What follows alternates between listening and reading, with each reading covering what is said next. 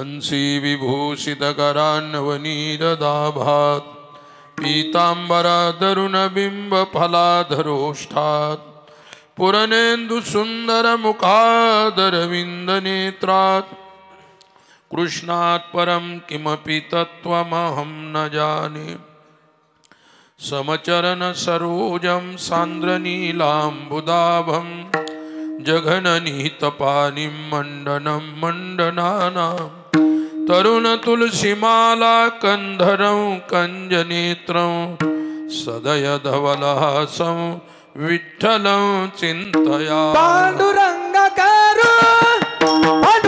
करू प्रथम नमन पांडुरंग करू प्रथम नमन पांडुरंग करू प्रथम नमन पांडुरंग करू प्रथम नमन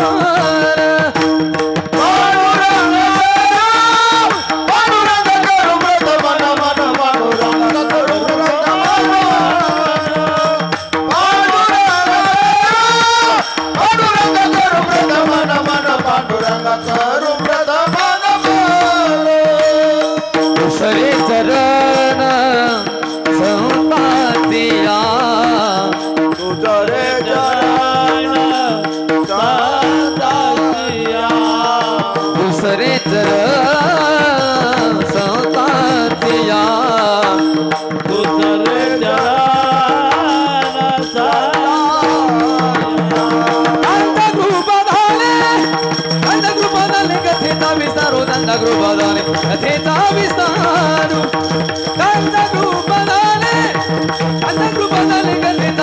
दंतगृपदाने कथेचा विस्तारू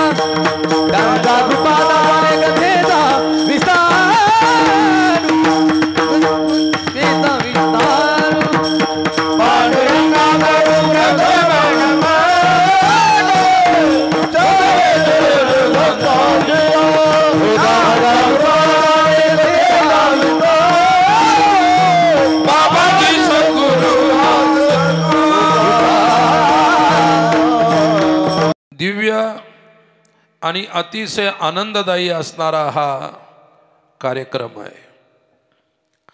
या कार्यक्रमामध्ये आज भगवान भैरवनाथाची जयंती आहे। जयंती उत्सवाच्या दिवशी तुम्हा सर्व खानगावकरांच्या प्रेमातून आजची ही सेवा माझ्याकडे आलेली आहे। सेवेला संपन्न करत असताना भगवान भैरवनाथाची अपार प्रेम आणि अपार कृपा आपल्यावर आहे। अनेक वर्षापूर्वी आमचे परमस्नेही हरिभक्तपरायण रामकृष्ण महाराज सितोळे यांच्यामुळे हा परिसर, हे गाव, हा सोहळा मला पाहायला मिळाला आणि तेव्हापासून तुमचे आणि आमचे सर्व संबंध हे प्रेमाचे अखंड चालू आहे। दुसरी गोष्ट, या सोहळ्यामध्ये ज्या गुणीजनांच्या वतीने हा सोहळा आनंददायी होतो असे माझ्या पाठीमागे भोवताली उभे असणारे हे सर्व गुणीजन, आमचे मृदंगाचार्य असतील, अनेक वर्षापासून हरिभक्तपरायण देवदत्त महाराज ताजने यांनी मला अनेक कीर्तनात इथे साथ दिली। आता नवीन सुद्धा मृदंगाचार्य हे आमच्या परिसरातीलच आहेत, आश्रमच्या जवळचे हरिभक्तपरायण गाडेकर महाराज यांच्या सोबत ते आलेले आहेत। आणि परिसरातील ही सर्व उभी असणारी गुणीजन मंडळी, आमचे नाथ महाराज जोशी असतील, जेव्हापासून मी या खानगावला कीर्तन करायला येतो तेव्हापासून त्यांची उपस्थिती आहे। सर्वांची नावं काही मला माहीत नाहीत. आणि फक्त मला एवढंच सांगायचं, या मंडळीने, या गुणीजनांनी आपल्या कार्यक्रमाला सुरुवातीपासून समर्थ साथ दिलेली आहे. वास्तविक पुढे आता माऊलीचा समाधी सोहळा येतो. आमच्या परिसरामध्ये या दिवसामध्ये सप्ताह असेल तर टाळकरी मिळत नाहीत, कारण सर्व आळंदीला जातात. आणि तुमचं खानगावकरांचं भाग्य आहे की एवढे सुंदर वादक गायक ही मंडळी तुम्हाला दरवर्षी इथे मिळते. आनंदाची गोष्ट आहे. म्हणून मला एवढं सांगायचं की आजच्या सेवेच्या प्रीत्यर्थ निवडलेला अभंग संत श्रेष्ठ जगद्गुरू तुकोबारायांचा आहे. तुकोबारायांनी आपल्या अभंगामध्ये सकळ जीवाच्या सुखाची अपेक्षा केली, पण सुख पाहिजे असेल तर दुःख नाहीसं व्हायला पाहिजे. आपल्या जीवनामध्ये दुःख असेल तर आपण सुख भोगू शकत नाही, कारण सुख आणि दुःख अशा गोष्टी आहेत. सुखही भोग आहे, दुःखही भोग आहे, आणि जे भोग असतात ते भोगावे लागत असतात. ज्याच्या प्रारब्धामध्ये सुखाचे भोग आहे तो सुख भोगतो, ज्याच्या प्रारब्धामध्ये दुःखाचे भोग आहे तो दुःख भोगत असतो. आणि सुख दुःखाच्या भोगातून जो मुक्त होत असतो तो ज्ञानी पुरुष असतो. काय त्याला सुखाविषयी काही वाटत नाही आणि दुःखाविषयी काही वाटत नाही. त्याची सुख दुःखाच्या विषयामध्ये समवृत्ती झालेली असते. आणि म्हणून समतेचा अनुभव, समान ज्यांची वृत्ती झालेली आहे ते महापुरुष असतात. सुख दुःखे समान सकळ जीवाचा कृपा, सुख दुःख समान सकळ जीवाचा, ज्ञानाचा उद्बोध भक्ती प्रेमाचा कल्लो, ज्ञानाचा उद्बोध भक्ती प्रेमाचा कल्लो, ज्ञानाचा उद्बोध भक्ती प्रेमाचा कल्लो, भक्ती धन्य जगी धन्य जगी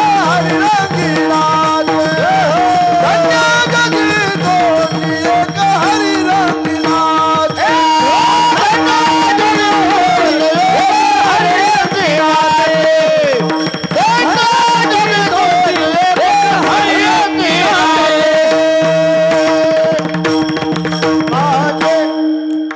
सुख दुःख समान सकळ जीवांचा कृपाळ, ज्ञानाचा उद्बोध भक्ती प्रेमाचा कल्लोळ, धन्य जगी तोची एक हरिरंगीनाचे, राम कृष्ण वासुदेव सदा स्मरे वाचे. राम कृष्ण वासुदेव सदा स्मरे वाचे म्हणून तो जगामध्ये धन्य आहे आणि तो हरीच्या रंगामध्ये रंगणारा आहे. आणि दुसरी गोष्ट, ज्याच्या जीवनामध्ये सुखाचा भोग आणि दुःखाचा भोग, सुखाच्या भोगातली सुखासक्ती राहिलेली नाही आणि दुःखातल्या भोगाची दुःखासक्ती सुद्धा राहिली नाही, ज्याने आपल्या अंतकरणातून आसक्तीचा त्याग केलेला आहे, म्हणून त्या ज्ञानी पुरुषाला, त्या महान थोर पुरुषाला, संताला सुख आणि दुःख समान झालेलं असतं. कोणाच्या जाण्याने त्यांना दुःख होत नाही, कोणाच्या येण्यानं त्यांना सुख होत नाही. तुम्ही आम्ही लोक कोणाचं आगमन झालं तर सुखी होतो आणि गेल्यानंतर दुःखी होत असतो. काय कारण तुमच्या आणि आमच्या सुखदुःखाच्या पाठीमागे अज्ञान दडलेलं आहे, अज्ञान लपलेलं आहे. जोपर्यंत ज्ञान होत नाही तोपर्यंत ती अवस्था प्राप्त होत नाही. मग सुख दुःख आम्हाला आयुष्यभर भोगावे लागतात. सुखदुःख आयुष्यभर भोगावे लागतात. सुखदुःख कोणालाही सुटत नाहीत. विठ्ठला विठ्ठला. म्हणून तुकोबारायांनी प्रत्येक जीवाला म्हणजे मनुष्य जीवाला सावध केलेलं आहे. काय प्रत्येक जीवाला सावध केलेलं आहे. आणि ती सावधानता याच्यासाठी आहे, तुम्ही आम्ही ज्या संसारामध्ये राहतो, ज्या संसारामध्ये असतो, ज्या संसाराचा उपभोग घेतो, त्या संसारामध्ये सुख आणि दुःख दोन्ही आहेत. ज्यावेळी तुमच्या प्रपंचामध्ये तुमच्या संसारामध्ये परमेश्वराच्या कृपेनं सर्व अनुकूल आहे, तुम्हाला जे पाहिजे ते सर्व उपस्थित आहे, तर तुम्ही म्हणता की मी सुखी आहे. कोणाला त्याच गोष्टीचा अभाव असेल तो म्हणतो काहीच खरं नाही, मी फार दुःखी आहे, संसारात काहीच सुख नाही, काहीच दुःख नाही. संसारात काय आहे हा अध्यात्माचा विषय अति गहन आहे. विठ्ठला विठ्ठला विठ्ठला विठ्ठला. संसार गहन नाही, एक गोष्ट लक्षात ठेवा. संसार गहन नाही, कारण संसाराचा जास्त परिचय आपल्याला आहे, म्हणून परमार्थ गहन आहे. काय परमार्थ गहन आहे?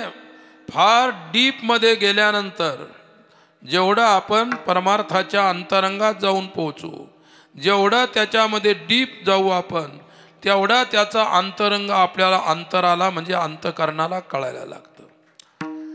संसार म्हणजे वरची गोष्ट आहे, काय फार वरची गोष्ट आहे, म्हणून तिला एकदम अशा प्रकारचं हे घ्यायला नको.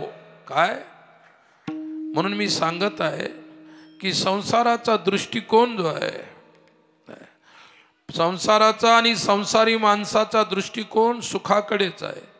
परमार्थिक माणसं रात्रंदिवस तपश्चर्या करतात, भजन करतात, तीर्थयात्रा करतात, माझ्यासारखी कीर्तनं करतात, कोणी कथा करते, कोणी पोथी पुराण वाचते, ते वाचतात, दुसऱ्याला सांगतात. हा सर्व प्रयास जो आहे हा सुखासाठी आहे. म्हणजे पारमार्थिक माणसाचा सुद्धा स्वार्थ आहे, सुख प्राप्त व्हावा हा स्वार्थ आहे. आणि दुसरी गोष्ट दुःख मला मिळू नये हाही सुद्धा स्वार्थ आहे. संसारी माणसाचं तेच आहे. परमेश्वराच्या मंदिरात गेला तर हात जोडल्यानंतर पहिल्याने म्हणतो की परमेश्वरा मला सुखी ठेव, माझ्या परिवाराला कुटुंबाला सुखी ठेव. तुमची मागणी उत्तम आहे, प्रांजळ मागणी आहे. हृदयातले तुम्ही जे भाव असतात ते भाव परमेश्वरापुढे मोकळे करता. म्हणून एक महत्त्वाची गोष्ट लक्षात ठेवली पाहिजे, ज्याच्या मनामध्ये संकोच राहतो तो माणूस कधी सुखी नाही. ज्याच्या मनामध्ये संकोच आहे, संदेह आहे, संदेह आणि संकोच करणारी माणसं नेहमी दुःखी राहतात. मग त्यांच्या घरी गडगंज संपत्ती असेल नसेल तरी ते दुःखी आहे. मन माणसाने संकोच करू नये. असून इंद्राची संपत्ती, असून इंद्राची संपत्ती, असून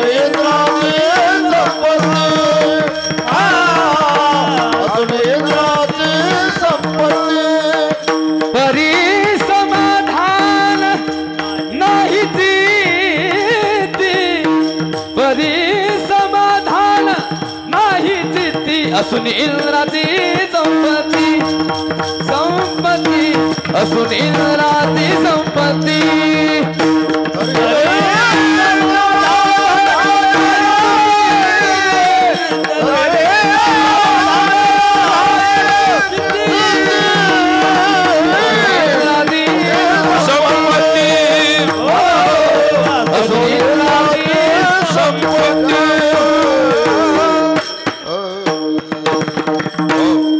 असून इंद्राची संपत्ती परी समाधान नाही चित्ती. काय इंद्राच्या समान संपत्ती कोणाच्या जवळ आहे तरी सुद्धा त्याच्या अंतकरणामध्ये शांती नाही. काय त्याच्या हृदयामध्ये समाधान नाही. काय समाधान हीच खरी संपत्ती आहे. एखाद्या व्यक्तीला राहायला झोपडी आहे पण तो झोपडीतल्या व्यक्तीला समाधान आहे. एखादा व्यक्ती फार मोठ्या बंगल्यामध्ये राहतो पण त्याला समाधान नाही. मग झोपडीतला माणूस श्रीमंत आहे.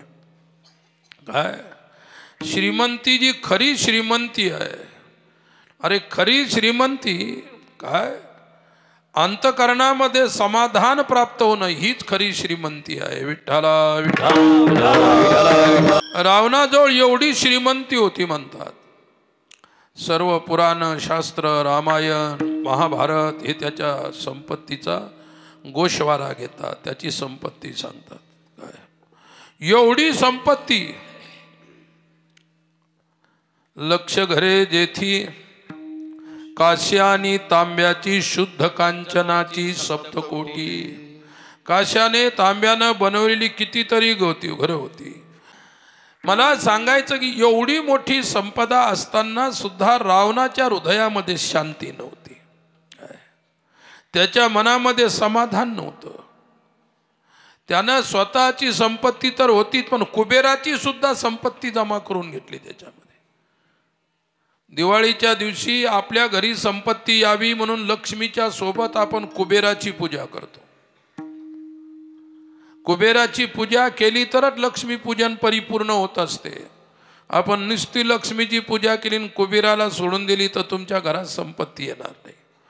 त्या धनवान धनपती कुबेराची संपदा त्या रावणानं सर्व हडप करून आणली. त्या कुबेराचं जे विमान होतं ते सुद्धा त्यांनी आपल्याजवळ ठेवून घेतलं. स्वतःची संपत्ती, दुसऱ्याची संपत्ती एवढं असूनही समाधान नव्हतं. रात्रंदिवस तो तळमळत होता. म्हणतात की त्याला 80,000 बायका होत्या, तरी सुद्धा समाधान नसल्यामुळे त्याने रामाची सुद्धा बायको चोरून नेली.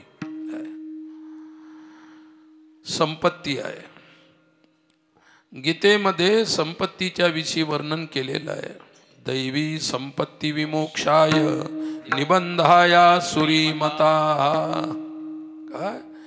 दैवी संपत्ती मोक्षासाठी आहे, बंधनातून मुक्त होण्यासाठी आहे, आणि आसुरी संपत्ती बंधनात टाकणारी आहे. मग तुम्ही आता घरी गेल्यानंतर विचार करा की आपल्याजवळ कोणती संपत्ती आहे, दैवी संपत्ती आहे की आसुरी संपत्ती आहे. तुमच्या घरात, तुमच्या कपाटात, तुमच्या बँक बॅलन्समध्ये जी संपत्ती आहे तिचा विचार मी सांगत नाही. दैवी आणि आसुरी दोन संपत्ती असतात. आसुरी संपत्ती दंभो दर्पोभिमानस्य क्रोध पारुष्यमेव च. दंभ, दर्प, क्रोध, अहंकार आदी आदी सर्व गोष्टी आसुरी संपत्ती आहे. तुमच्या कपाटातली संपत्ती नाही सांगत मी, किंवा तुमच्या बँकेतली संपत्ती नाही सांगत. हे शरीरच तुमचं घर आहे, आणि या शरीरामध्ये जे हृदय आहे त्या हृदयामध्ये दोन प्रकारच्या संपत्ती आहे. एक दैवी संपत्ती आहे, एक आसुरी संपत्ती आहे. रावणाजवळ संपत्ती होती, बाहेरही आसुरी संपत्ती होती, आणि त्याच्या हृदयात सुद्धा आसुरी संपत्तीचा भाव होता. दैवी संपत्ती वैष्णवाच्या जवळ असते. विठ्ठला विठ्ठला. रामाची संपत्ती दैवी आहे, रावणाची संपत्ती आसुरी आहे.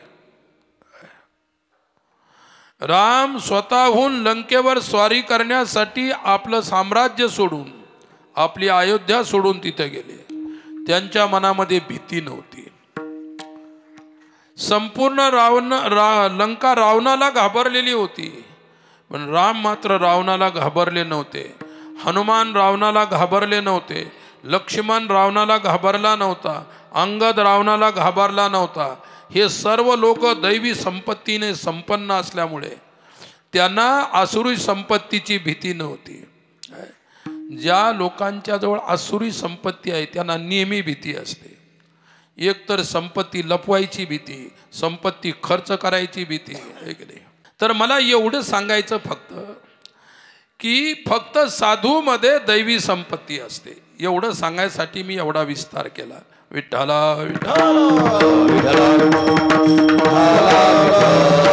आणि ज्या दिवशी दैवी संपत्ती आपल्या हृदयात आली त्याच्या पुढे तुकोबाराय आपलं मनोगत अभिव्यक्त करतात या अभंगाच्या पहिल्याच्या. आता भया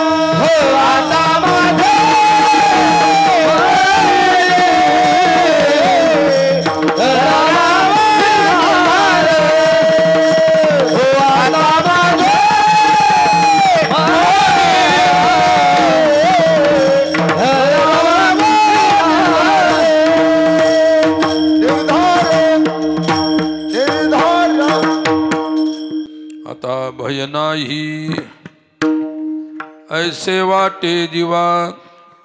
आता कसल्याही प्रकारचं भय नाही. केव्हा घडली या सेवा समर्थाची. येथे समर्थ शब्दाचा अर्थ आहे. समर्थ म्हणजे बलवान. काय समर्थ म्हणजे परमेश्वर. देवाला आणि संतालाच फक्त समर्थ शब्दाचा प्रयोग केला जातो. जगामध्ये दुसरा कोणीही समर्थ नाही. काय फक्त एक संत समर्थ आहे आणि एक परमेश्वर समर्थ आहे. भगवान समर्थ आहे, साधू समर्थ आहे. त्यांच्या व्यतिरिक्त कोणीही जगामध्ये समर्थ नाही.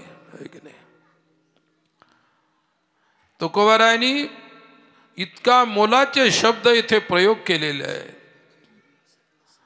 तुकोबारायांचे शब्द लेखणीतून येत नाही. तुकोबारायांचे शब्द हे हृदयातून बाहेर येतात. एखादा कवी असतो, त्याच्या लेखणीतून शब्द प्रगट होतात, त्याची लेखणी शब्द लिहित असते.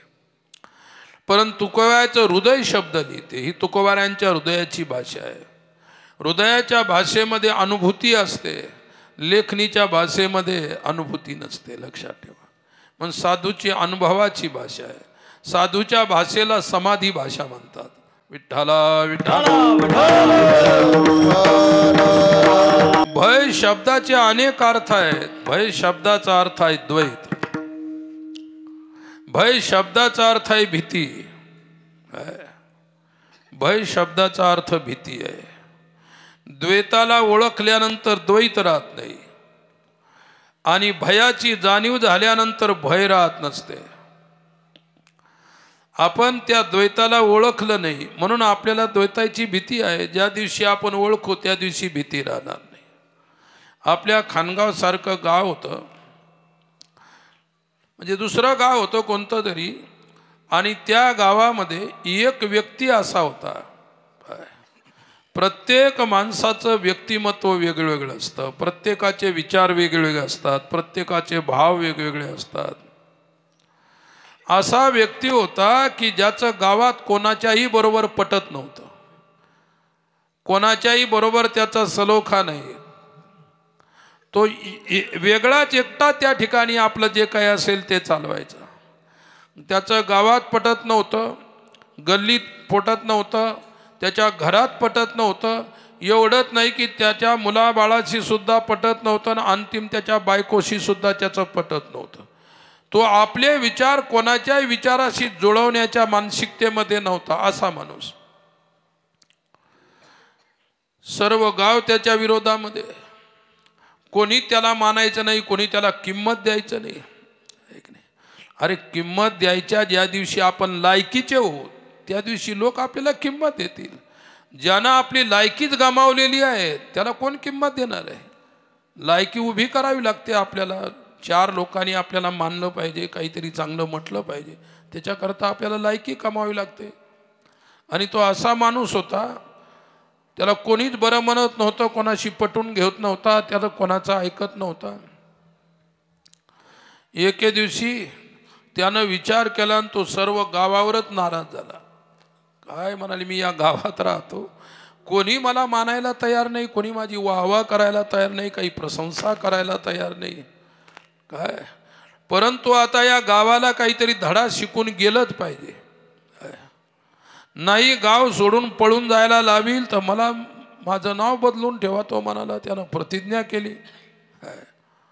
प्रतिज्ञा केल्यानंतर तो विचार करू लागला की याच्यासाठी करावं काय लागेल. मग त्यानं एक विचार केला. झाला त्याचा विचार. कोठून त्याने एक वाघाचं कातड विकत आणलं.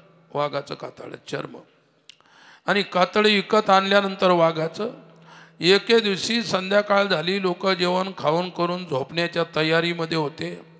कुत्र्यांनी सुद्धा भाकरीचे तुकडे खाऊन कुत्रेही पसरलेले होते आपल्या रस्त्यावर. यानं ते पांघरून घेतलं, वाघाचं कातडं पांघरून घेतलं आणि घुसला तो गल्लीमध्ये.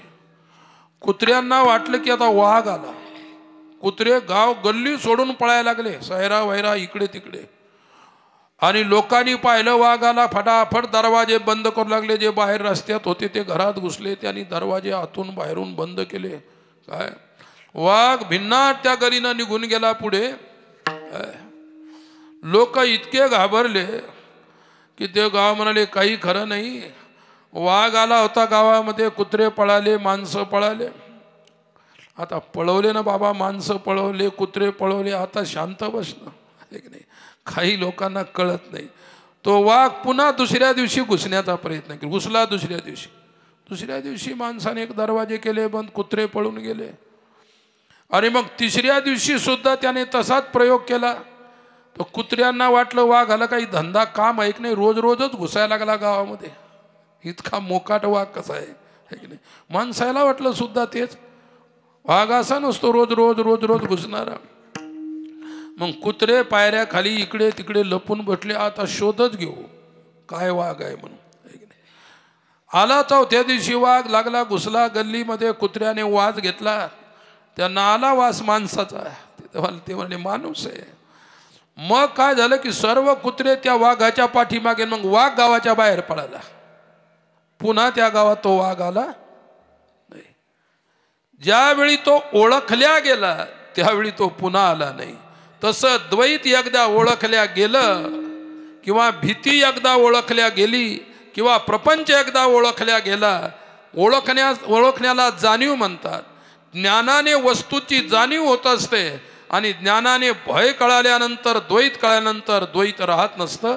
कारण ज्ञान हे द्वैत निवर्तक आहे. जी द्वंद्वादिक दुराविली हो, जी द्वंद्वादिक दुराविली हो, जी द्वंद्वादिक दुराविली हो, जी द्वंद्वादिक दुराविली.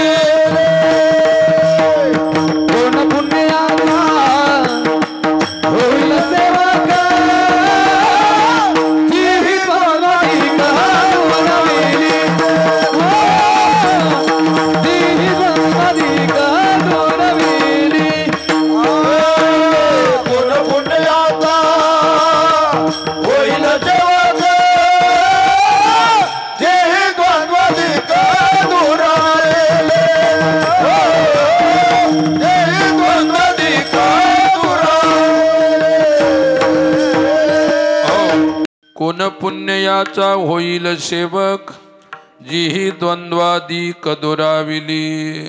काय द्वंद्व शब्दाचा अर्थ सुद्धा दोन होतो. द्वंद्वाला पहा, द्वंद्व द्वैताचं कार्य आहे. ज्यावेळी द्वैत असेल तरच द्वंद्व असतं आणि द्वैत नसेल तर द्वंद्व राहत नसतं. परंतु ज्यांनी आपलं द्वंद्व काढून टाकलेलं आहे, कार्य काढून चालत नाही, कार्य काढून टाकणं चालत नाही, कारणासहित कार्य निघलं पाहिजे. संसार कार्य आहे, अज्ञान त्याचं कारण आहे. मग नुसता संसार फेकल्यानं फेकल्या जात नाही, संसाराचा अज्ञानासहित संसार फेकावा लागेल. त्यावेळी संसार चित्तातून निघून जातो. आणि ज्या दिवशी संसार किंवा द्वंद्व चित्तातून निघलं त्यावेळी तुकोबाराय म्हणतात, आता आता म्हणजे आता ते निघल्यानंतर भय नाही. विठ्ठला म्हणून द्वंद्व मोह विनिर्मुक्त जीवन व्हायला पाहिजे. मग त्याच्यासाठी आपल्याला ज्ञानाची आवश्यकता आहे. आणि म्हणूनच म्हणतात, आता शब्दाचा अर्थ आहे ज्ञानानंतरम किंवा ज्ञान झाल्यानंतर. उपनिषद सांगतात, तमेव विदित्वा ती मृत्युमेती नान्य पंथा विद्यते आयनाय. काय आत्मबोध झाल्यानंतर आता भय नाही. मग आत्मबोध होणं सोपं आहे का? किती कीर्तन ऐकल्यानंतर तुम्हाला आत्मबोध होईल? आयुष्यभर कीर्तन जरी ऐकले तर आत्मबोध होणं शक्य नाही असं मला म्हणायचं नाही, परंतु फार अशक्य आहे. ज्या दिवशी साधूच्या वाणीतून तुम्हाला ज्ञान दिल्या जाईल आणि ज्ञान दिल्यानंतर साधूची कृपा झाली की मग आता भय नाही. संत कृपे झाल्याशिवाय भय दूर होत नाही. विठ्ठला विठ्ठला. वास्तविक भय म्हणजे संसार. ज्याची भीती आपल्याला येते नाही, ज्याची भीती आपल्याला येते नाही, मग नसलेल्या वस्तूला आपण घाबरलेलो आहोत. अंधारात चालले, दोरी पडलेली होती आणि तुम्हाला सर्पाचा भास झाला दोरीवर. सर्पाचा भास झाल्यानंतर दोरीला सर्प समजून पळाले, अडकले, पडले, तोंड फुटलं, फ्रॅक्चर झाला हात पाय. मग तुम्ही खऱ्याला पाहून पडले का खोट्याला पाहून पडले? त्या दोरीत सर्प होता का? दोरीत सर्प नव्हता, दोरीवर सर्प नव्हता, पण पडले का नाही? काय भिवून? दोरी म्हणून पडले का सर्प म्हणून पडले? आणि कशाला सर्प समजलं?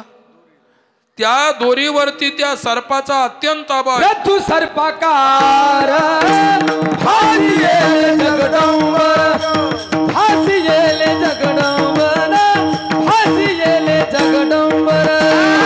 तू सर्पाकार भासियेले जगदंबर, भासियेले जगदंबर, भासियेले जगदंबर. तू सर्पाकार भासियेले जगदंबर,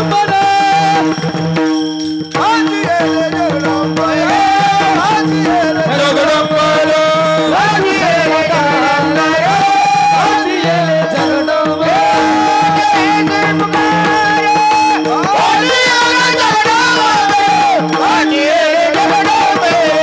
भासियेले जगदंबर, भासियेले जगदंबर, भासियेले जगदंबर.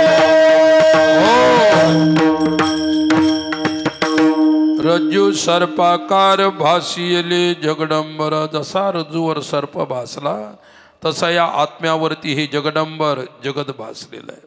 वेदांताचा विषय आहे. तो विषय अवघड आहे. काय अभ्यास केलेल्या माणसाला विषय कळत असतो, अवघड असो का सोपा असो. ज्यांचा त्या गोष्टीचा अभ्यासच नाही आणि त्या गोष्टी जर तुम्हाला इथं सांगण्याचा प्रयास केला तर तुम्हाला ते कळणारच नाही. जर कळालं नाही तर माणसाच्या डोक्यावरती टेन्शन येतं, आपली बुद्धी त्याला ग्रहण करू शकत नाही, पचवू शकत नाही, मग झोप यायला लागते. मग म्हणतात काय रात्री कीर्तन झालं बा, मस्त झोपायसारखं कीर्तन झालं आहे की नाही? कीर्तन झालं पण कसं झालं? झोपण्यासारखं कीर्तन झालं. साधू संत समाजाला झोपविण्यासाठी नाही आले, ते झोपीतून जाग करण्यासाठी आले. तुम्हाला ज्या भाषेत कळेल त्याच भाषेत सांगितलं तर ठीक आहे. अवघड सांगा, सोपं सांगा, कसंही सांगा, पण ती भाषा तुम्हाला कळाली पाहिजे. आणि आम्ही जे बोलतो किंवा जे लोक बोलतात तुमच्या पुढे त्यांची भाषा तुम्हाला कळते आणि म्हणून तुम्ही कीर्तनाला येता. भाषाच कळेल नाही तर कोणीच येणार नाही. चला आपला विषय पहा. विठ्ठला विठ्ठला. दोरी सर्प होती का? दोरीवर सर्प होता का? पण दोरीवर सर्प नसून भासला, दिसायला लागला तुम्हाला. काहीच नाही पण दिसतं. एकदा पंढरपूरला दिंडी चालली होती. दिंडी जात असताना आमच्याच विदर्भातली एक दिंडी होती, एक संत होती. ते आता 5-6 वर्षापूर्वी वैकुंठवास झाला त्यांचा. निष्ठावंत संत होते. ते आपल्या डोक्यावरती गाथा बांधायचे आणि त्या दिंडीचा विना त्यांच्या तेच मालक होते दिंडीचे, त्यांच्या गळ्यात असायचे. निष्काम सेवा. एकदा चोरांनी त्यांचं गव्हाचं खळं पूर्ण भरून नेलं. पूर्वी खळे व्हायचे बैलांना असे. आणि सर्व त्या चोरा आले, रात्री गाड्या भरल्या. श्रीमंत होते ते घरचे. जवळजवळ 200 एकर जमीन त्यांच्याकडे होती. 50 एकराच्या गव्हाचं खळं होतं. तरी 200-300 पोते गव्हाचं ते हे पडलेलं असेल. तर 4-5 गाड्या आल्या, चोराने भरून नेल्या. महाराज तिथं अग्नीच्या समोर बसून विणा घेऊन भजन करत होते. त्यांचे जे कामावरची लोक होते ते चोर आल्यानंतर ते प्रतिबंध करायला लागले, त्यांना हे करायला. महाराजांनी सांगितलं कोणालाही नाही म्हणू नका. त्यांची इच्छा आहे ना आपल्या गावाची चोरी करायची तर जेवढे न्यायचे तेवढे नेऊ द्या. काय 4-5 गाड्या भरल्या म्हणजे एका गाडी 4-4, 5-5 क्विंटल बैलगाड्या, 5-5, 4-4 क्विंटल ते गहू पडले असतील. रात्रभर गाड्या शिवारात फिरल्या आणि शेवटी सकाळी महाराजांच्या दरवाजा पुढे येऊन उभ्या राहिल्या. म्हणजे एवढं त्यांच्या भजनाची शक्ती होती, एवढं सामर्थ्य होतं, आहे की नाही? तर मला एक सांगायचं, ही वासना कशी असते, भय कसं असतं. भय शब्दाचा अर्थ वासना आहे. ज्यावेळी महाराजांची दिंडी चालली आमच्या विदर्भातून मराठवाड्यातून मग तिकडं पंढरपूर असं असतं. मग एका दिंडी जात असताना रस्त्यामध्ये नाग होता, असा नाग होता आणि तो दिंडीच्या रस्त्यात लोक चालले होते, कच्चा रस्ता होता, नाग उभा राहिला समोर, मोठा नाग. दिंडीतल्या लोकांनी टाळं ठेवून दिले आणि त्याला लगेच मारायचा प्रयत्न केला. महाराजांनी सांगितलं मारू नका. त्यानं आपलं काय बिघडवले? अरे तो इथं आहे, आपण रस्त्याला बाजूला रस्ता घ्या. थोडासा बाजूनं रस्त्याने तो नाग तिकडे गेला आणि पुन्हा तिथं उभा राहिला. महाराजांना कळालं आता काय करायला पाहिजे. महाराज काहीच नाही, रामकृष्ण हरी रामकृष्ण हरी रामकृष्ण हरी म्हणत म्हणत गेले आणि त्याची फणा काढून उभा होता, नुसता फण्याला विना लावला, असा विण्याचा स्पर्श केला दांडीचा. काय तिथं त्या ठिकाणी तो कोडे ढेर झाला, कळालंच नाही, तिथे गुप्त होऊन गेला आणि पुन्हा सर्प दिसला नाही. लोकांनी महाराजांना विचारलं, महाराज हे काय होतं? काय? अरे सांगितलं, ती अतृप्त आत्मा होती, प्रेत योनीतला होता, सर्प योनीतून त्याने आपल्या पुढे येऊन असा उभा राहिला. परंतु आपण हरिनाम गात चालत या रस्त्यानं चाललो होतो, नामाच्या रस्त्यामध्ये उभा असल्यामुळे त्याला मुक्ती मिळाली. आपण त्याला नामस्मरण करून विण्याचा स्पर्श केला, त्याला मुक्ती मिळाली. काय सांगण्याचं तात्पर्य तुम्हाला सांगतो. विठ्ठला विठ्ठला पर्यंत द्वैत आहे तोपर्यंत भय आहे, जोपर्यंत संसार आहे तोपर्यंत भय आहे. संसार नाहीसा झाल्यानंतर भय नाही. तुम्ही म्हणाले संसार कोणता? घर जळाल्यानंतर भीती जाते का? बायको मेल्यानंतर भीती जाते का? तो संसार नाही सांगत तुम्हाला. काय ज्या संसारा प्रपंचाविषयी जी आसक्ती आहे ती आसक्ती खरा संसार आहे. तुमचं घर घराच्या ठिकाणी राहू द्या, मुलं बाळ मुलाबाळांच्या ठिकाणी राहू द्या. तुकाराम महाराजांनी काय सोडलं? घर सोडलं का त्यांनी? नाही. मुलं बाळ सोडले का? शेतीबाडी नाही, व्यापार व्यवहार नाही सोडला. हे सर्व करून त्यांनी भजन केलं. संसाराच्या नावे घालून अशोक, संसाराच्या नावे घालून अशोक, संसाराच्या नावे घालून अशोक, संसाराच्या नावे घालून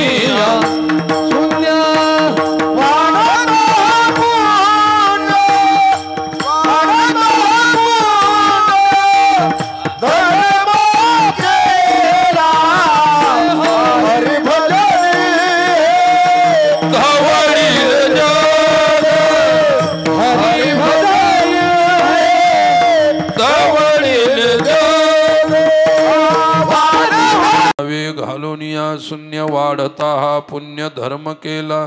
हरी भजने हे धवळले जग चुकविला लाग कळी काळाचा. काल म्हणजे मृत्यू, मृत्यू म्हणजे भय. काय मृत्यू सारखं भय जगामध्ये दुसरं नाही, लक्षात ठेवा. म्हणून आता भय नाही म्हणजे आता मृत्यू नाही. महाभारतातलं एक छोटंसं उदाहरण सांगतो. एके दिवशी महाभारताचा एक प्रसंग आहे. महाभारतामध्ये सनत सुजातीय नावाचं एक प्रकरण आहे. ज्या प्रकरणामध्ये फार मोठा उत्तम तात्विक संवाद आहे. सनत कुमाराने राजा धृतराष्ट्राला केलेला हा उपदेश आहे. सनत कुमाराने विदुरांना केलेला उपदेश आहे. एके दिवशी भय सांगतो तुम्हाला. भय म्हणजे मृत्यू, भय म्हणजे द्वैत, भय म्हणजे भीती. परमार्थ काय काढतो? तुमच्या चित्तातली भीती काढतो. तुम्ही कीर्तनाला आले म्हणजे तुमच्यातलं बरंचसं भय दूर होणार. काय भय दूर करण्यासाठी इथं आलं पाहिजे. आणि सर्व भीतीला घाबरलेले आहेत.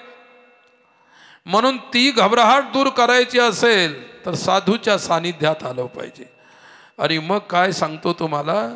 धृतराष्ट्राचा सहज चिंतन करत बसला होता एकांतामध्ये. कशाचं चिंतन करत होता? तो म्हणारे बाप रे, माझे किती मुलं होते? 100 मुलं आहे की नाही. एकही जिवंत राहिला नाही. माझी मुलं गेली, भीष्म गेले, कर्ण गेला, द्रोणाचार्य गेला.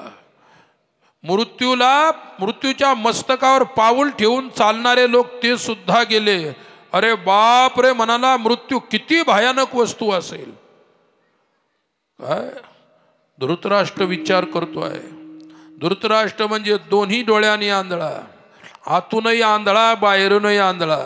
चर्मचक्षु दिसत नव्हतं म्हणून जग दिसत नव्हतं, आतून अज्ञान बसलेलं होतं, मोह बसलेला होता म्हणून आंतरिक आत्मदर्शनही त्याला नव्हतं. त्याला फक्त संसाराचं दर्शन नाही आणि अंतरात्म्यातल्या आत्म्याचंही दर्शन नाही. असा दोन्ही दर्शनापासून वंचित असणारा तो धृतराष्ट्र. धृतम राष्ट्रम येणं, ज्याच्याद्वारे हे राष्ट्र धारण केल्या जाते तो राजा होता. मग एके दिवशी त्यानं विचार करत असताना विदुराला बोलावलं आणि विदुराला बोलावल्यानंतर त्यांनी विदुराला एक प्रश्न केला, जो प्रश्न महाभारतातला आहे. त्याने प्रश्न असा केला की विदुर, मला नाही का भयंकर वेदना होत आहेत, भयंकर दुःख होत आहे, भयंकर अविचार निर्माण होत आहेत. म्हणजे कारण नाही, मला एक प्रश्न सतावित आहे. एका प्रश्नाने मी अशा प्रकारचा परेशान होऊन गेलेलो आहे. म्हणजे कोणता प्रश्न आहे? तर त्यावेळी त्यांनी प्रश्न केला धृतराष्ट्राने विदुराला, कोयम नाम मृत्यू. विदुर, मला एक सांग, तू साधू आहेस, महात्मा आहेस, मृत्यू म्हणजे काय? आपल्या देखत किती मेले, किती आपण वाटे लावले, किती मशानात पोहोचवले, पण आपल्याला मृत्यू कळाला का? आपण विचार तरी केला का मृत्यूचा? थोडेसे स्मशानात गेले, थोडेसे घाबरता. आपलंही असं होणारच आहे, एक दिवस तेवढेच घाबरता आहे की नाही. घरी आले, हातपाय धुतले, जेवले की गेले विसरून, आहे की नाही. विसरणं हा जीवाचा धर्म आहे. आणि मग काय झालं? प्रश्न केला, मृत्यू म्हणजे काय हा प्रश्न केला. विदुरजी म्हणाले, मृत्यू म्हणजे काय याच्यावरती मी प्रवचन करू शकतो, व्याख्यान करू शकतो, ग्रंथ लिहू शकतो, पण मी सांगितलेलं तुम्हाला पटणार नाही. कारण तुम्ही आणि मी भाऊ भाऊ एकाच घरात राहणारे. घरातल्या घरात पटतंय का? घरातल्या घरात पटत नाही म्हणून आमच्यासारख्या दुसऱ्या माणसाचं ऐकायला तुम्ही येता, दुसरं काय आहे? तर मग ते म्हणाला की मला ह्या प्रश्नाचं उत्तर देता येते दादा. तो मोठा भाऊ होता धृतराष्ट्र. मग तू मला सांग ना, मृत्यूची व्याख्या सांग, मृत्यू म्हणजे काय? त्यावेळी ते म्हणाले, तुम्हाला मृत्यूची ऐकायचं असेल तर विदुर म्हणाले, माझे गुरु सनत कुमार आहे, सनत कुमाराला विचारा, मी त्यांना बोलावतो, तुम्ही प्रश्न त्यांना विचारा, आहे की नाही. अरे लहान मुलाचे कान टोचतो आपण, आहे की नाही. ते आपल्याला टोचता येत नाही का? मग आपण सोनाराला कशाला बोलवतो ते टोचण्यासाठी? आपल्यालाही जमतं त्याला जे जमतं ते. पण घरच्या माणसानं कान टोचून चालत? कान टोचायला कोणीतरी शेजारी लागतो, मग तो बरोबर फिट करतो काय करायचं तर आपल्याला, आहे की नाही. शेजाऱ्याशिवाय जमत नाही. मग त्या बोलावलं त्याला सनत कुमाराला. सनत कुमार संत होते, ऋषी होते, ब्रह्मज्ञानी पुरुष आहेत. आणि ज्यावेळी बोलावलं आणि विचारलं की मला कशाला बोलावलं, तर विदुरजी म्हणाले, दादांचा एक प्रश्न आहे की मृत्यू म्हणजे काय. आसन तयार केलं, आसनावर विराजमान झाले आणि माणसं जी मोठी असतात, ज्ञानी लोक असतात, व्यासानी ब्रह्मसूत्राची रचना केली. 555 सूत्र त्यांनी लिहिले आणि 555 सूत्र जर आपण टिपले तर 2 पानावर वहीच्या बसतात, इतके कमी सूत्र दिली. कमी शब्दात ज्ञानी लोक जास्त बोलतात, फक्त कळणारा पाहिजे. अरे मी 4 ओळीचा अभंग घेतला आणि त्याच्यावर 2 घंटे त्याच्यावर बोलणार आहे. मग 4 ओळी का तुम्हाला समजत नाही का? वाचून समजत नाही म्हणून त्याच्यावरती विश्लेषण किंवा व्याख्या केल्या जाते. काय झालं? सनत कुमार बटले, तो धृतराष्ट्र समोर बसला, तोही आसनावर बसलेला आहे. सांगितलं, धृतराष्ट्र काय प्रश्न आहे? त्यांनी सांगितलं, कोयम नाम मृत्यू. मृत्यू म्हणजे काय? तर त्यावेळी सूत्रबद्ध भाषेमध्ये अल्पाक्षरम संदिग्धम सारवत विश्वतो मुखम.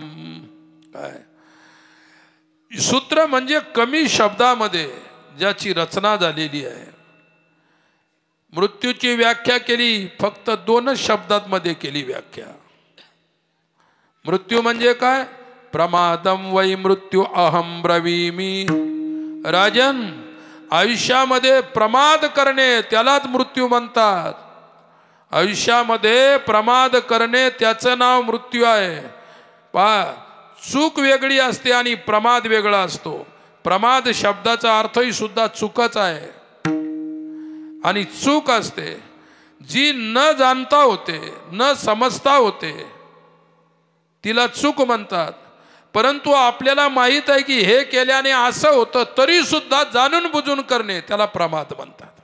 एक पाहतासा एकाची दहाने सावधानता गुन्हेगारी नवा, सावधानता गुन्हेगारी नवा, सावधानता गुन्हेगारी नवा। एक पाहता एकाची दहाने सावधानता गुन्हेगारी नवा,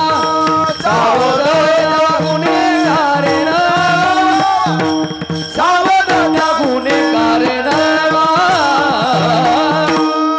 काय एक पाहता एकाची दहने सावध गुन्हेगारी नवा। पा आपण हे सर्व पाहतो तरी प्रमादी वृत्ती जात नाही। प्रमाद म्हणजे काय? जाणून बुजून केलेले अपराध त्याला प्रमाद म्हणतात। द्रौपदी कोणाची सून आहे? धृतराष्ट्राची सून नाही का द्रौपदी? द्रौपदी धृतराष्ट्राची सून आहे, परंतु त्याची एवढी बुद्धी भ्रष्ट झालेली आहे की स्वतःच्या सुनेला समाजापुढे नागवा करायला निघाला। त्याचे परिणाम काय होतील हे त्याला माहीत होतं तरी सुद्धा त्याने केलं ते कृत्य, म्हणून तो प्रमादी आहे। आणि अशा प्रकारचे प्रमाद करणं हा जिवंत माणसाचा सुद्धा मृत्यू आहे। अशी माणसं जिवंत असूनही मेलेली आहे, प्रमादी माणसं। मग एका लाईन मध्ये उत्तर दिलं, प्रमादम वै मृत्यू अहम ब्रवीमी। राजन, आयुष्यामध्ये जी माणसं प्रमादी आहेत ती मेलेली आहेत। आणि त्याच वेळी अर्जुनाचाही हाच प्रसंग आहे। भगवंताने म्हटलं तस्मात युद्धायुजस्व, युद्धासाठी उभा राहा। तो अर्जुन म्हणाला हे माझे आजोबा आहेत, हे माझे काका आहेत, हे माझे मामा आहेत आणि हे सामान्य नाहीत, फार मोठे आहेत, एकामध्ये एवढं बल आहे आणि मी त्यांना मारू शकत नाही। देव म्हणाला कशाला मला प्रवचन शिकवतो? अरे हे मेलेलीच आहेत, मेलेलीच आहेत, ही मारल्या गेलेली आहेत। फक्त निमित्त मात्रम भव सव्यसाची। काय मया निहिता हताहा, मी यांना अगोदरच मारलेलं आहे, यांना पुन्हा मारायचं काम नाही। मेलेली माणसं आहेत का? प्रमादी आहेत। हा भीष्म द्रौपदीला वस्त्रहरण करतेवेळी हा समोर आसनावर बसलेला होता, हा डोळ्याने पाहू लागला आणि याच्यामध्ये सामर्थ्य होतं, पण यानं सामर्थ्याचा प्रयोग नाही केला। हा प्रमादी आहे। याने अधर्म पाहिला, याने अधर्माला साथ केली, हा प्रमादी आहे। म्हणून या लोकांना मी अगोदरच मारलेलं आहे, म्हणून प्रमादी मेलेलाच असतो, त्याला मारायची गरज नाही। विठ्ठला विठ्ठला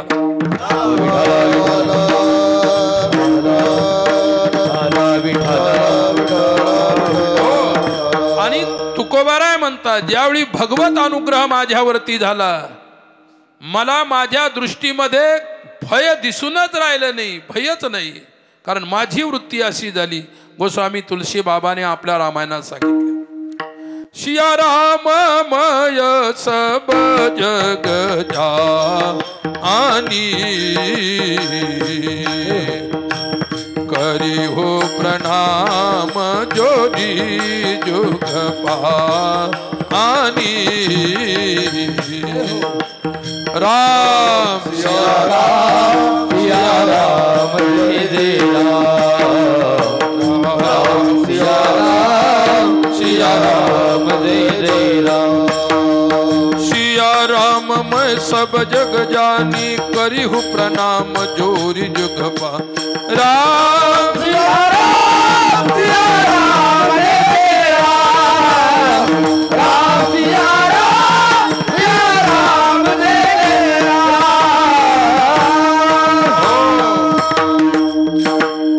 सिया राम मैं सब जग जानी, करी हो प्रणाम जोरी जुग पानी। अरे मला मृत्यू दिसत नाही तुकोबाराय म्हणतात, मला सर्व भगवंत दिसतो विठ्ठल आहे की नाही। जिकडे पावे तिकडे धनीवनी अवघा देव, वासनेचा पुसावा ठाव। मग ओळखे तो वासुदेवायसा मनी वसुद्यावा भावगा आता भय नाही. जोपर्यंत वासना जात नाही तोपर्यंत मृत्यू मरत नाही. आणि ज्याची वासना गेली त्याचा मृत्यू तो असतानाच मेलेला आहे. मरण माझे मरून गेले मजशी केले अमर. जिवंत असताना कोणाची हिंमत आहे की माझं मरण नाही आधी मैलो मरुनी मरण नाही आधी राहिलो मरुनी मरण नाही आधी राहिलो मरुनी मरण नाही आधी राहिलो मरुनी मरण नाही राहिलो मरुनी मरण आधी राहिलो मरुनी मरण आधी राहिलो मरुनी मरण आधी राहिलो मग मनी होते केले तैसे मग मनी होते तैसे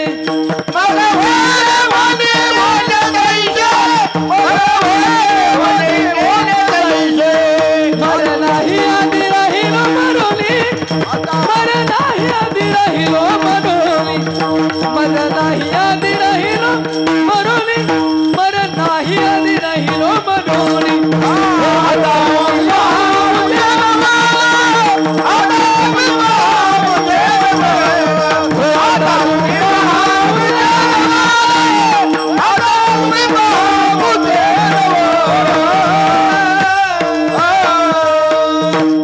विश्वास आहे.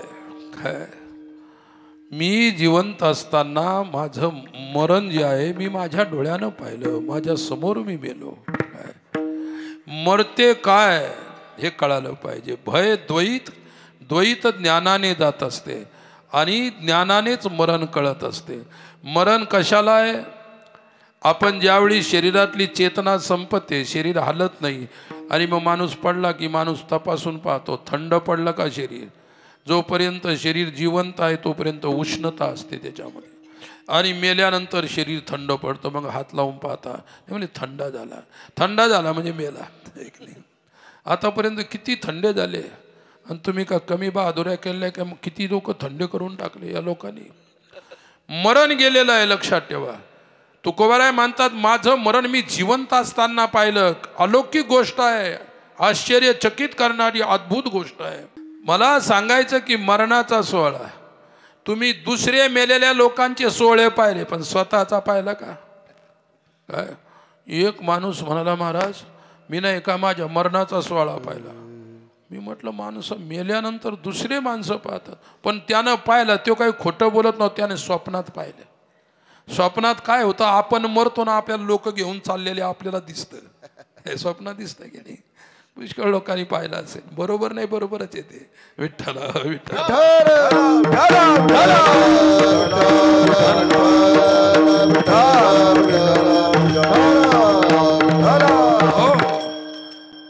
मरण म्हणजे काय. खरं मरण कशाला म्हणतात. शरीर निचेष्ट झालं क्रियारहित झालं म्हणजे आपण त्या शरीराचा मृत्यू झाला म्हणतो.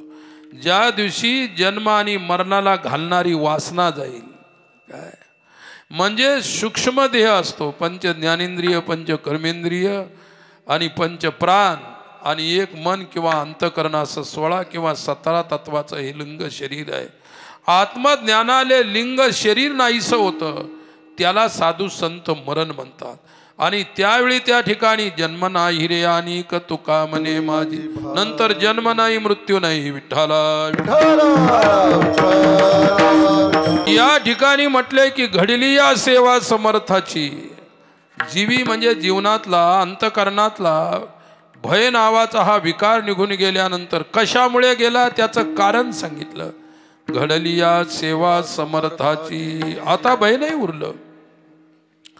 ज्यावेळी मारुती राया सीतेच्या शोधासाठी लंकेच्या अशोक वाटिकेमध्ये पोहोचले तिथे सीतामाई अशोक वृक्षाखाली बसलेल्या होत्या. राम नाम जपत गुणश्रीनी राम राम राम जप करू लागली. संकटात सापडलेली होती. हनुमंत गेले अशोक वृक्षावर चढले. सर्व आईच्या क्रिया प्रतिक्रिया पाहू लागले. त्याच वेळी हनुमंतराय काही काळानंतर सीतामाईच्या समोर उतरले. उतरल्यानंतर परिचय झाला, ती अंगठी दाखवली, त्या अंगठीहून ओळख झाली आणि हनुमंतराय म्हणाले, आई नाही का मला भूक लागलेली आहे. अरे भूक लागल्यानंतर आईला सांगितले तर आई भूक घालवण्याची व्यवस्था करते. आणि आई तिला म्हणतात, बाळाला लागलेली भूक तिला कळते, आई तिला म्हणतात. बापाला पोराला कधी भूक लागली बापाला नाही समजत, पण आईला समजते. आईला त्याचा अभ्यास असतो, है की नाही. लहान मुलाला, लेकराला, बाळाला भूक लागल्यानंतर आईला तुरंत ओळखू येते की याला भूक लागलेली आहे, याला खायला द्यायला पाहिजे. हे आईचं हृदय आहे, लक्षात ठेवा. बापाचं हृदय वेगळं असतं, आईचं हृदय वेगळं असतं. आईच्या हृदयात प्रेम आहे, बापाच्या हृदयात सुद्धा तेवढंच प्रेम आहे. परंतु बाप त्या प्रेमाला शासनात पाहतो, आई प्रेमात पाहते, बाप शासनात पाहतो. बाप म्हणतो पोरावर शासन नाही केलं तर पोरगा बिघडून जाईल. आता तुम्ही आम्ही शासन करून सोडून दिले म्हणून पोरं बिघडलेले आहेत, है की नाही. पोरं बिघडलेले आहेत.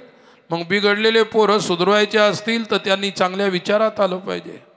कीर्तनात आले, चांगल्या विचारात आले, सत्संगात आले, विचारवंताच्या सानिध्यात राहू लागले तर पोरं सुधारल्याशिवाय राहणार नाही. आपल्या हातून सुटल्यानंतर त्यांना सांभाळणं फार अवघड असतं, लक्षात ठेवा. वडिलांचं तेच प्रेम आहे. हनुमंतराय सीतामाईच्या समोर उभे राहिले आणि सीताजी म्हणाल्या, हनुमान मला असं वाटतं की तुला भूक लागलेली आहे. आई आहे ती, तुला भूक लागलेली आहे असं मला वाटायला लागलं. आई ओळखलं कसं? ती म्हणे मी आई आहे ना. अरे रामाचा भक्त आहे तू, रामाचा पुत्र आहे, माझाही पुत्र आहेस, म्हणून तुझी भूक मला कळाली. मग खायला दे तुला कळालं तर. ते म्हणाले आपलं घर नाही इथं खायला द्यायला, इथं दुसऱ्याची वस्तू, मलाच बाहेरून डबा येतो. सीता आई साहेबाने रावणाच्या घरचं अन्न खाल्लं नाही, लक्षात ठेवा. सीता आई साहेबाने रावणाच्या घरचं अन्न नाही खाल्लं. भगवत नाम हे तिचं अन्न होतं, ते घेऊनच तिचं त्या ठिकाणी उदरनिर्वाह व्हायचा. एवढी शक्ती हरिनामात आहे. आणि मग काय झालं म्हणजे आले मला भयंकर भूक लागलेली आहे, मी हे फळं खाऊ काही, या वाटिकेतले या बगीच्यातले फळं. ते रावणाचा बगीचा आहे, दुसऱ्याच्या बगीच्यातले फळं तोडून खाणं चोरी होते, पाप होते, नाही माझ्याकडून रावल्या जात नाही. मग सीता आई साहेबाने सांगितलं खायचं तर खाऊ शकतो, पण झाडाचे आपोआप गळून पडलेले खालचे फळं का. मग त्याने नजर फिरवली, ते म्हणले खालच्या फळाने काय माझं पोट भरणार नाही, वरचे तोडले चालत नाही का. ते म्हणले दुसऱ्याच्या बगीच्यातले फळं तोडणं ही चोरी आहे, तोडायला नको. मग हनुमंतरायाने काय केलं, उपटलं झाड, मारलं जमिनीवर, फळच फळं जिकडं तिकडं. तोडले का, झाड उपटून असं मारायचं जमिनीवर, फळच फळं, मग खायचे. त्यावेळी सीताईनं विचारलं हनुमान, अरे रावणासारखा महाप्रतापी महादुराचारी दुष्ट देवादिक सुद्धा त्याच्या पुढे थरथर कापतात आणि तुला काहीच भीती वाटत नाही. तर मारुतीरायाने उत्तर दिलं, घडली या सेवा समर्था, मला समर्थाची सेवा, रामरायाची सेवा घडली. मला जगात कोणालाही घाबरायचं काम नाही आई, कारण मी समर्थाचा सेवक आहे. विठ्ठला विठ्ठला. म्हणून आज माझ्या जीवनाला मृत्यूचं भय नाही किंवा कशाचंही भय नाही, कशाची भीती नाही. असा माझ्या मनानं तुकोबाराय म्हणतात काय केलेलं आहे तो. आता माझे मने, आता माझे मने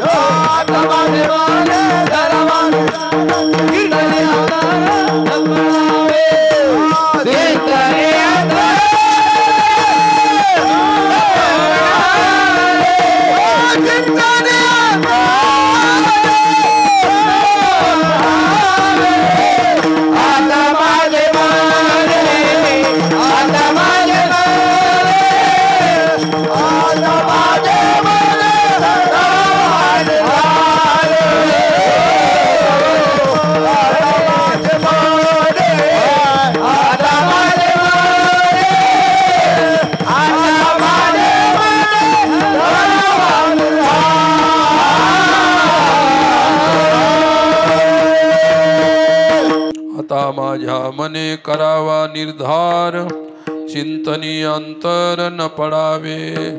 ज्या चिंतनाने मृत्यूसारख्या महाभयातून मुक्तता मिळते, ते चिंतनामध्ये अंतर पडू नये, विसर पडू नये, ते चिंतन तुटू नये. चिंतनाची अविरल धारा सातत्याने अंतकरणातून हृदयातून प्रवाहित असली पाहिजे. वैष्णवाचं चिंतन सदा सर्व काळ असतं. आणि तुम्ही आम्ही हंगाम पाहून करतो. आता वर्षातून एकदा 7 दिवस तुम्ही टाळ्या वाजवता, आणि उद्या इथं येऊन बसून कोणी अशा टाळ्या वाजवत बसते का? पैसे दिले तरी बसणार नाही. तुम्ही उद्या जर बोलावलं म्हणजे संपल्यानंतर, बरं उद्या आहे काल्याचं कीर्तन, उद्या दिवस आहे चान्स, परंतु एकदा हे संपल्यानंतर या मंडपात कोणीच बसणार नाही टाळ्या वाजवत. आपलं सर्व त्या ठिकाणी प्रसंग पाहून, हंगाम पाहून, एक नाही पुढचा प्रसंग पाहून आपण करत असतो. परंतु जे प्रसंग पाहून का होईना तुम्ही जे केलं ते वाया जाणार नाही, निरर्थक व्यर्थ जाणार नाही, ते सार्थकी लागणार. लक्षात ठेवा. तुकोबारायांनी पहिल्या चरणाच्या पहिल्या शब्दामध्ये आता शब्दाचा प्रयोग केला. पुन्हा दुसऱ्या चरणामध्ये सुरुवात आता या शब्दातून केलेली आहे. पहिल्या चरणात सुरुवातीला आता शब्द, दुसऱ्या शब्दात आता शब्दाने. आता म्हणजे अनंतर. आता तुला त्या ठिकाणी यानंतर भय दूर झाल्यानंतर आणि पुन्हा ते भय प्राप्त होऊ नये यासाठी तुझ्या मनाला निर्धार करावा लागेल. निर्धार म्हणजे निश्चय. विठ्ठला विठ्ठला मन आहे काय? माणसाची शांती भंग करणारी वस्तू मन आहे. तुम्ही आता शांत बसलेले आहात, आला फोन, फोन आला, काही विपरीत कुठे घडला असेल तुमच्या कानावर, तो बोलला, लगेच तुमच्यामध्ये विक्षेप निर्माण होतो, शांती भंग झाली. मन काय करतं? शांती ही मनालाच प्राप्त करायची आहे, आणि जोपर्यंत मनातला विक्षेप नावाचा दोष जात नाही तोपर्यंत शांतीचा लाभ होत नाही. आणि लोक महाराज म्हणतात, शांती परते नाही सुख, अवघेती दुःख, अवघेती दुःख, अवघेती दुःख,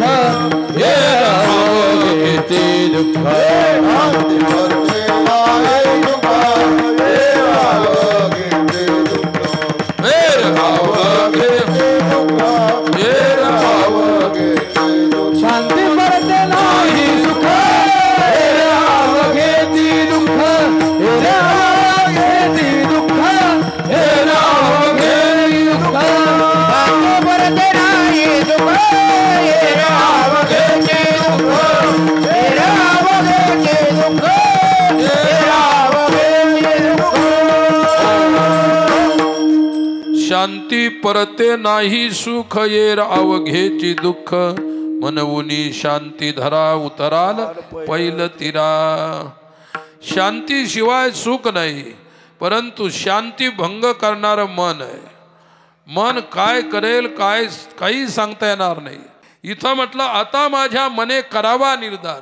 हे मना आता म्हणजे विक्षेप निवृत्तीनंतर, काय विक्षेप निवृत्तीनंतर आता निर्धार कर. काय निर्धार करायचा? चिंतनामध्ये अंतर पडू नको, भगवत चिंतनामध्ये विस्मृती घडू देऊ नको चिंतनाची. कारण तद्विस्मरणे परम व्याकुलता, तदर्पिता अखिलाचारिता, तद्विस्मरणे परम व्याकुलता. विस्मरणामध्ये संसाराचं दुःख आणि भगवत विस्मरणामध्ये संसाराची प्राप्ती आणि भगवत विस्मरणामध्ये त्या ठिकाणी भयाची प्राप्ती म्हणजे मृत्यूची प्राप्ती. म्हणून भगवत विस्मरण होऊ देऊ नकोस. आणि भगवत विस्मरण जर झालं नाही तर हिंमत नाही मृत्यूची तुला येऊन धरायची किंवा तुला येऊन स्पर्श करायची. विठ्ठला विठ्ठला. मल नावाचा दोष आहे, विक्षेप नावाचा दोष आहे, आवरण नावाचा दोष आहे. पुण्य केलं तर मल नावाचा दोष जातो. विक्षेप गेला चित्ताची शांती स्थिरता प्राप्त होते. चित्त स्थिर झाल्यानंतर स्थिर झालेल्या चित्तामध्ये आत्मबोध धरून ठेवण्याची क्षमता तयार होत असते. म्हणून ज्ञानाने भयनिवृत्ती होते. विक्षेपाने ज्ञानप्राप्तीचा अधिकार येत असतो. लक्षात ठेवा. विठ्ठला विठ्ठला. स्वतःकडून जर आपण असमर्थ असाल विक्षेप दोष आवरण दोष घालवण्याचा तर अगोदर भगवत भक्ती करून भगवंताचा अनुग्रह प्राप्त करा. पुढे सर्व सुलभ होईल. कारण परमात्मा कसा आहे तो कोणालाही निराश करत नाही. तिसऱ्या येथे नाही झाली कोणाची मिरासे, येथे नाही झाली कोणाची मिरासे, येथे नाही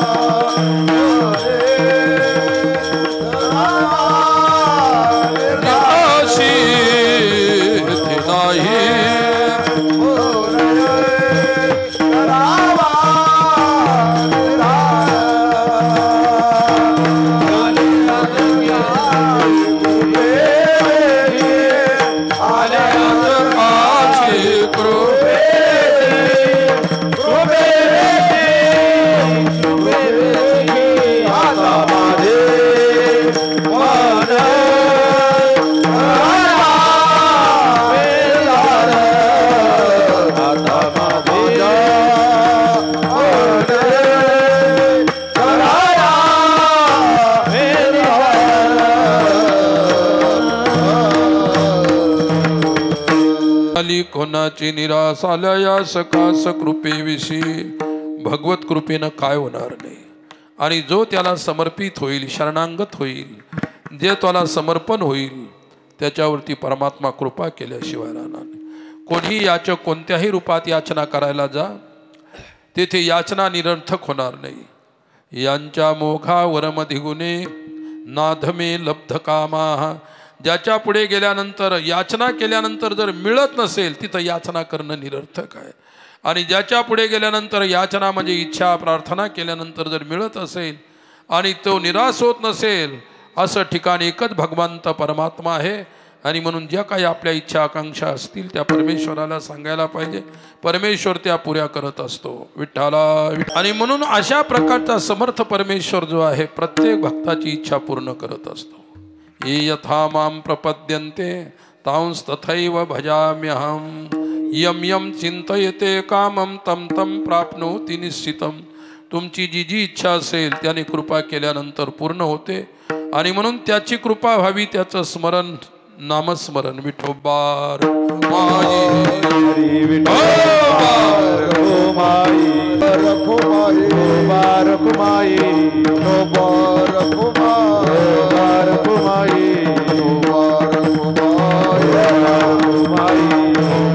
देवापाशी जो याचना करायला जाईल तो शबरीसारखा जंगली असेल चालेल. कोणी असेल गरीब असेल श्रीमंत असेल राजा असेल रंक असेल परमेश्वराजवळ कसल्याही प्रकारचा याचकासाठी भेदभाव नाही. भक्तासाठी भेदभाव नाही. नव्हे नव्हे कोणाच्याही साठी भेदभाव नाही. कारण समोहम सर्वभूतेषु नमे द्वेषोस्ति न प्रिया. कोणाच्या विषयी राग नाही, द्वेष नाही. हे परमात्मा आहे.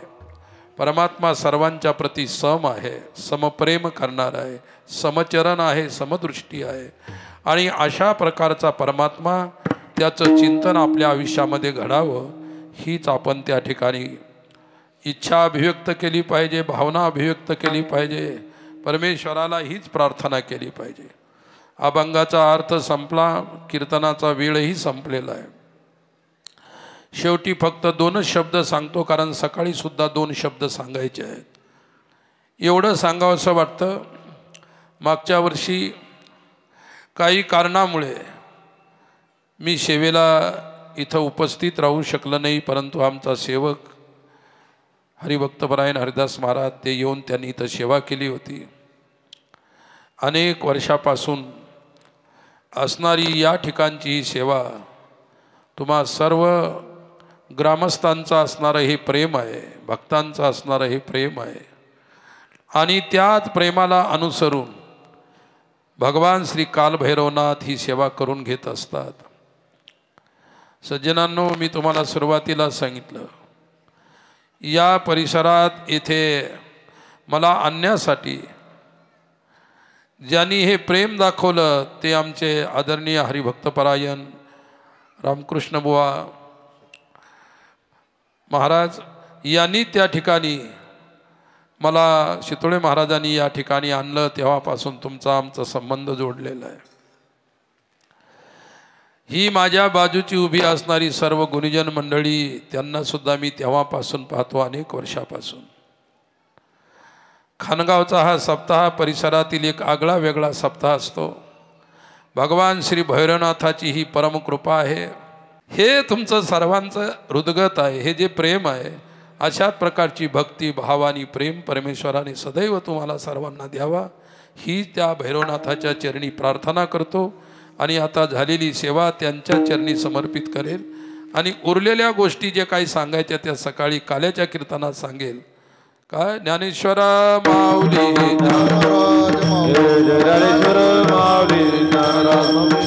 ज्ञानेश्वर माऊली,